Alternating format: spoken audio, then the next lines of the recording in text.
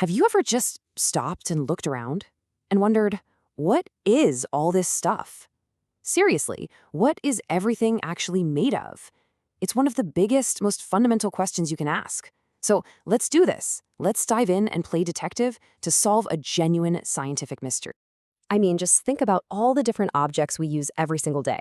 We've got stuff like a clay lamp, a plant, a metal spoon, and even a plastic ruler. They all look different, they feel different, and they're all used for completely different things. So what's the one thing that connects all of them? You know, a hard rock, a glass of water, even the invisible air filling up the room. There has to be some kind of unifying answer, right?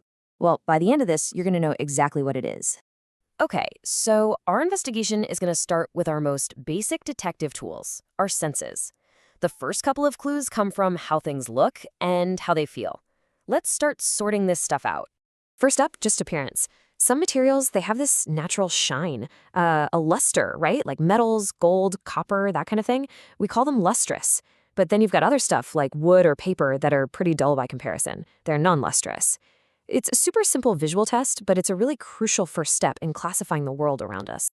Now let's talk about touch. I mean, if you try to squeeze a stone, nothing's going to happen. It's hard. But what about an eraser or a sponge? Yeah, you can squish those pretty easily, so we call them soft. This property, hardness, it's really all about how well a material fights back against being compressed or scratched. And this is a perfect example of why these properties actually matter. A cricket ball needs to be incredibly hard, right? But a tennis ball has to have a certain amount of softness to get that perfect bounce. See, we choose materials based on their properties to get a specific job done. All right, so we've covered shine and touch. Let's move on to our next clue. And this one is all about how different materials decide to play with light. It's a simple enough question, isn't it? Can you see through it? But believe me, the answer tells us a whole lot about what a material is really like. Just think about a game of hide and seek. You wouldn't hide behind a clear glass window, would you? Of course not. But a thick brick wall or a big tree? Oh yeah, perfect.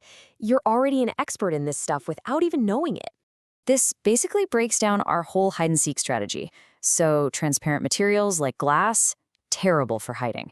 Opaque materials like a wall are what you want because no light gets through.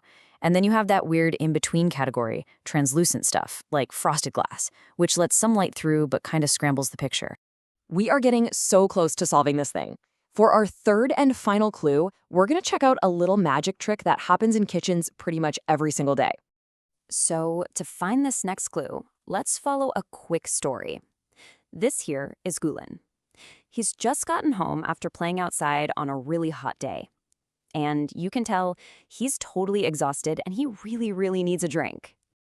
So his mom does what any awesome mom would do. She whips up a nice, refreshing drink for him, stirring in a spoonful of sugar and just a pinch of salt to help him rehydrate. So Gulen is watching his mom stir, and he notices something odd.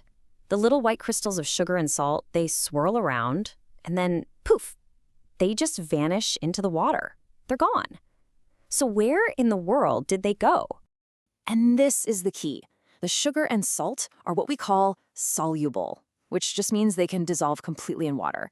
But if you tried to do the same thing with, say, sand or sawdust, they wouldn't disappear at all. They're insoluble. This property, solubility, is our final clue. Okay, we've looked at how things look, how they feel, how they play with light, and how they act in water. We have officially gathered all the clues. It is time to reveal the one thing that connects every single object in the entire universe. So here's the first half of the big answer. Every single object, I don't care if it's a giant boulder or a teeny tiny feather, is made of stuff. And the scientific name for this amount of stuff is mass. Everything has mass. And every single one of those things also takes up space. A book on a table takes up space. The water in a glass takes up space. Heck, even the air you can't see is taking up all the space in the room around you. The amount of space something occupies is called its volume. And there it is, the solution to our mystery. When you put those two universal properties together, mass, the amount of stuff, and volume, the space it takes up, you get the one thing that connects absolutely everything. You get what scientists call matter. That's it. That's the answer. The rock, the cricket ball, the glass of water, the very air we're breathing, they're all just different forms of matter. That's the one thing that everything has in common. Mystery solved. And what's really fascinating is that this whole idea of classifying things isn't new at all. In fact, it goes back thousands of years. Ancient Indian thinkers who practiced Ayurveda, they had their own incredibly detailed system with 20 different properties, like heavy versus light or hot versus cold, to describe and categorize all the physical matter they saw around them. So why do we even go to all this trouble to sort and classify things? Well, because it's unbelievably useful. It helps us understand the world, it lets us choose the right materials for the right job, and it even helps us organize our lives, from how a grocer sets up their shop to how you organize your own kitchen. So, we've solved our main mystery, but I want to leave you with one last thought. Understanding materials allows us to invent totally new ones, like plastic, which completely changed our world. But as we're learning, every new material comes with its own properties and its own consequences.